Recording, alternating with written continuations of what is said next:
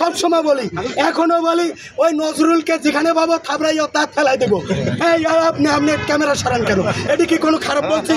আমি কি তার কোনো না সে আইন উপদেষ্টা হয়েছে, সে যত কোনো আইনের কোনো ফেসবুক ইউটিউব ওকে ওকে ওকে আমরা তারে বসাইছি, তারে নামাইতো টাইম লাগবে না।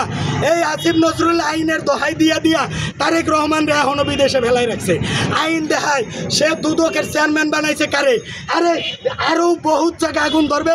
সচিবালয় শুরু না, সচিবালয় এটা শুরু না, আগুন কিন্তু আমাদের পিছনে লাগাইতেছে। ইজতেমার মাঠেও কিন্তু আগুন ধরাবে বলে রাখলাম। এরা এই আওয়ামী লীগের লোকেরা যেখানে দেখবে যে এই দেশ ভালো চলতেছে সেখানেই আগুন দিবে। এই জন্য ইন্ডিয়া থেকে লোক হায়ার করা লাগবে না, ওই আওয়ামী লীগের লোক সব জায়গায় আছে। আমি যদি আইনমন্ত্রী হতাম, এক আইনে সই করে বলে দিতাম যারা আওয়ামী লীগের অবৈধ নিয়োগ তাদেরকে বাদ, আর যারা জামাত শিবির বিএনপি হেফাজত তাদেরকে আনিয়া ওই জায়গা বসাই দিতাম।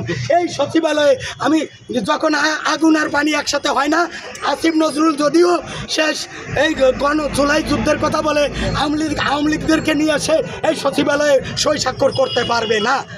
এই জন্য বলি এখানে আওয়ামী লীগের দোসর আছে, তারাই আগুন দিছে।